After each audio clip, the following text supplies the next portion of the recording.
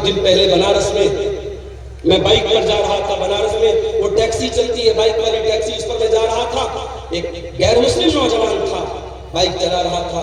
میری عادت ہے بائک پر بیٹھتا ہوں جب اس طریقے کی بائک پر تو پوچھتا ہوں جو چلانے والا ہوتا ہے کہ بھائی کیا نام ہے، کہاں کے رہنے والے ہو؟ تو اس نے بتایا بنارس کے قریب کا وہ رہنے والا تھا۔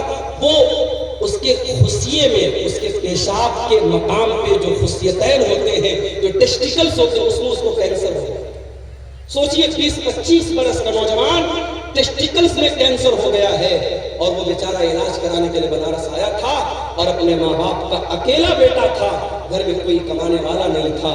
وہ بیچارہ کینسر کے مرض سے جو دوچار تھا، اور وہ بنارس میں بائک چلا کر کے اپنا علاج کا خرچہ نکالنے کی کوشش کر رہا ہے۔ اس کی حالت دیکھ کر کے میرے بھائی مجھے بڑا ترس آیا، اور میں سوچنے لگا کہ سوچو یہ انسان جو اس قدر خطرناک بیماری میں مبتلا ہے، یہ بھی بیچارہ بائک چلا رہا ہے صرف اس لیے تاکہ 4 پیسے آ جائیں اور میرے علاج کی میں آسانی ہو جائے۔ دنیا میں میرے پیارے ساتھیوں اس طریقے کے بہت سارے لوگ بھرے پڑے ہیں۔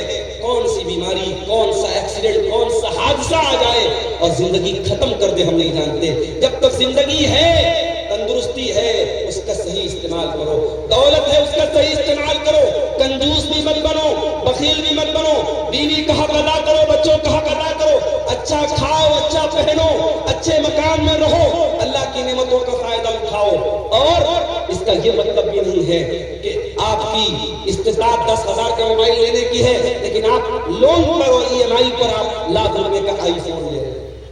طاقت 10,000 کا موبائل لینے کی ہے مگر لون پر اور EMI پر آپ کیا لے رہے ہیں؟ 1 لاکھ روپے کا آئی فون لے رہے ہیں۔ یہ میرے پیارے ساتھیوں، جتنی بڑی چادر ہو انسان کو پیر اتنا ہی پھیلانا چاہیے۔ نہ فضول خرچی کرنا اسلام میں صحیح ہے، نہ بخیلی کرنا اسلام میں صحیح ہے۔ آج جلسہ ہوتا ہے، سوشل میڈیا پر جلسوں کے بارے میں کتنی باتیں ہوتی ہیں، خاص طور سے سیمانچل کے جلسوں کے بارے میں لوگ بولتے ہیں بڑی فضول خرچی ہوتی ہے۔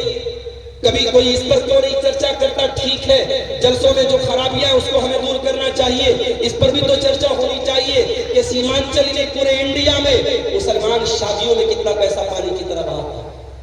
اتر پردیش کی 2 شادیاں ابھی حال ہی میں کرنٹ میں میرے سامنے آئی۔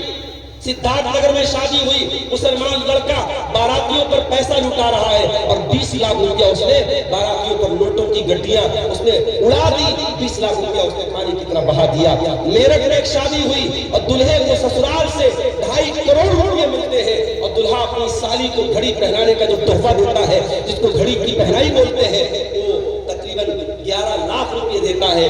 مولوی صاحب کو نکاح پڑھانے کا 11 لاکھ روپیہ دیا جاتا ہے۔ کیا یہ اسراف نہیں ہے؟ کیا یہ فضول خرچی نہیں ہے؟ اپنے نام کے لیے، اپنی شہرت کے لیے، اپنے آپ کو پرسدھ کرنے کے لیے اور مشہور کرنے کے لیے آج مسلمان پیسہ پانی کی طرف بہاتا ہے۔ میرے پیارے ساتھیوں، اللہ کیا اس کا بھی حساب دینا پڑے گا۔ پیسہ کہاں سے آیا اور پیسہ کہاں خرچ کیا؟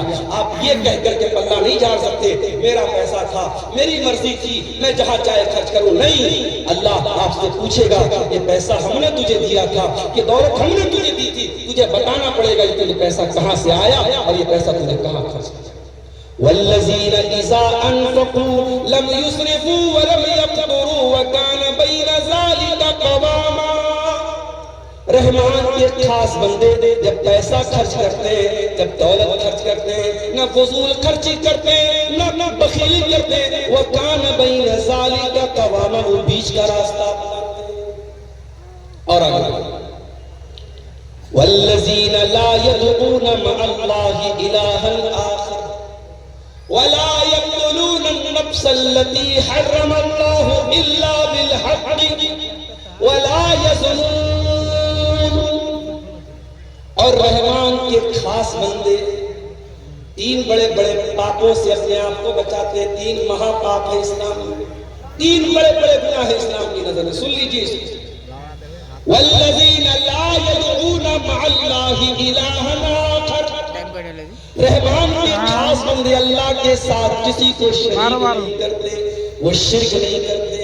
ان کا ہاتھ اگر اٹھتا ہے اللہ کے سامنے اٹھتا ہے، وہ سجدہ کرتے ہیں تو اللہ کی بارگاہ میں سجدہ کرتے ہیں۔ وہ کسی قبر پہ سجدہ نہیں کرتے، کسی مزار پہ سجدہ نہیں کرتے، کسی پتھر کے بت کے آگے سجدہ نہیں کرتے، وہ لال کالے پیلے دھاگوں کو مشکل کشا نہیں سمجھتے۔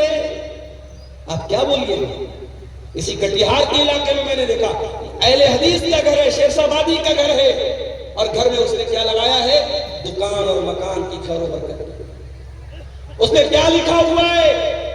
کچھ گنتیاں لکھی ہوئی ہیں، کچھ گنتیاں لکھی ہوئی ہیں، اور یہ عقیدہ رکھا گیا کہ یہ میرے مکان میں لگا رہے گا تو میرے مکان میں برکت آئے گی۔ یہ الٹی سیدھی گنتی لکھنے سے تیرے مکان میں برکت نہیں آئے گی، مکان میں برکت تیرے عمل سے آئے گی، تیرے ایمان سے آئے گی، تیرے قرآن پڑھنے سے آئے گی۔ قرآن کی آیتوں کو تو لٹکا دے یا گنتیوں کو لٹکا دے، اس سے تیرے گھر میں برکت نہیں آئے گی۔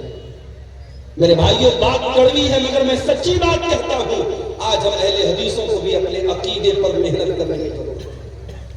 آج ہمارے جلسوں میں توحید پر تقریریں بند ہو گئی، اخلاق کی باتیں ہو رہی ہیں، نماز کی باتیں ہو رہی ہیں، شراب سے روکا جا رہا ہے، زنا سے روکا جا رہا ہے، مگر دنیا کا سب سے بڑا پاپ کیا ہے؟ دنیا کا سب سے بڑا گناہ کیا ہے؟ شرک کرنا۔ آج کتنی مسلمان لڑکیاں ہیں کالجوں میں پڑھ رہی ہیں، ہندو سہیلی کے ساتھ وہ پڑھ رہی ہے، اس کا کوئی تہوار آیا، اس نے ایک بچی مہیلا پنڈال میں رو رہی ہے، کن کی بچی ہے اس کو لے جائے۔ کسی غیر مسلم سے تہوار آیا، مسلمان لڑکی اسکول اور کالج میں پڑھ رہی ہے، اس کے تہوار میں باقاعدہ شامل ہوتی ہے اور اس کے مذہبی عبادت میں شامل ہوتی ہے۔ میں یہ مسئلہ بتا دوں آپ کے گاؤں کا کوئی غیر مسلم پڑوسی ہے، کوئی غیر مسلم بھائی ہے، اس کے ساتھ میل جول رکھنا، اس کے ساتھ پیار محبت کرنا، اس کے ساتھ اچھا سلوک کرنا، اس کے سکھ دکھ میں کام آنا، میں بالکل منع نہیں کر رہا ہوں، اسلام تو اس کا حکم دیتا ہے، مگر ہاں جب مسئلہ ایمان کا آ جائے، جب مسئلہ عقیدہ کا آ جائے، وہاں کوئی کمپرومائز نہیں کرنا۔ کسی غیر مسلم کے مذہبی عبادت میں آپ کو شامل نہیں ہونا ہے۔ عبادت اگر ہوگی تو اللہ کی ہوگی، یہ اصول ہے، یہ اصول ہے قرآن۔ قُلْ يَا أَيُّهَا الْكَافِرُونَ لَا أَعْبُدُ مَا تَعْبُدُونَ، اے نبی آپ کہہ دیجئے کہ اے کافروں، جس کی عبادت میں کرتا ہوں اس کی تم نہیں کرتے، جس کی تم کرتے ہو گئے۔ تو رحمان کے خاص بندے شرک نہیں کرتے۔ سب سے بڑا پاپ کیا ہے؟ اللہ کے برابر کسی کو بنا دینا، اللہ کے برابر کسی کو درجہ دینا۔ آپ تو سیمانچل کے علاقے میں رہتے، یہاں تو کم یہ چیزیں آپ کو ملیں گی۔ آپ ذرا سا اتر پردیش میں آئیے، ذرا کلکتہ چلے جائیے، ذرا آپ مالدہ سائٹ میں، بارسوئی سائٹ میں آپ چلے جائیے، آپ کو جگہ جگہ شرک کے اڈے مل جائیں گے۔ مسلمان کس چیز سے آگے سر جھکا رہا ہے آپ یقین نہیں کر سکتے۔ ایک مسلمان راستے میں جا رہا تھا، اس کے ایک پیر کا جوتا ٹوٹ گیا، اب ایک پیر کا جوتا پہن کے وہ چل نہیں سکتا تھا، اس نے مارے غصے میں اپنے جوتے کو ایک پیڑ کے اوپر پھینک دیا۔ ایک سال کے بعد جب وہ مسلمان اس جگہ سے گزرا، دیکھا کہ پورے پیڑ پر ڈھیر سارے جوتے پڑے ہیں۔ اس نے کسی سے پوچھا، بھائی اس پیڑ پر اتنے سارے جوتے کہاں سے آئے؟ کہا کہ نہیں معلوم، بس کوئی آدمی یہاں سے گزرا تھا، دیکھا کہ اس پیڑ پر ایک جوتا پڑا ہے، تو لوگوں نے آپس میں یہ دھارنا بنا لی، یہ عقیدہ بنا لیا کہ اس پیڑ کے اوپر جوتا لٹکانے سے بگڑی بن جائے گی، مصیبت دور ہو جائے گی، منت پوری ہو جائے گی، اب جوتے پر جوتا، جوتے پر جوتا لٹکایا جائے۔ یہ مسلمان کا مسلمانوں کے عقیدے میں اتنا بگاڑ ہے میرے پیارے ساتھیوں، کہیں بلی کی قبر ہے، کہیں گھوڑے کا مزار ہے، کہیں پاگل بابا کا مزار ہے، اور وہاں جا کر مسلمان سر جھکا رہا ہے۔ اللہ کہہ رہا ہے میرے خاص بندے اللہ کے ساتھ شرک نہیں کرتے، والذین لا یدعون مع اللہ الہا آخر، میرے اسپیشل بندے اللہ کے ساتھ شرک۔ دوسرا گناہ، وَلَا يَقْتُلُونَ النَّفْسَ الَّتِي حَرَّمَ اللَّهُ إِلَّا بِالْحَقِّ، اور اللہ کے خاص بندے کسی نردوش کی ہتیا نہیں کرتے، کسی بے قصور کو قتل، کسی انوسنٹ پرسن کا مرڈر نہیں کرتے، کسی بے قصور کی ہتیا نہیں کرتے۔ اسلام کسی بے قصور کی ہتیا کرنے کی اجازت نہیں دیتا۔ ابھی ایک واقعہ آیا، ایک مسلمان اپنے آپ کو سو کارڈ مسلمان کہنے والے انسان نے گاڑی کے ذریعے کئی لوگوں کو کچل دیا، اور پتہ لگا کہ وہ آدمی پہلے سعودی میں رہتا تھا۔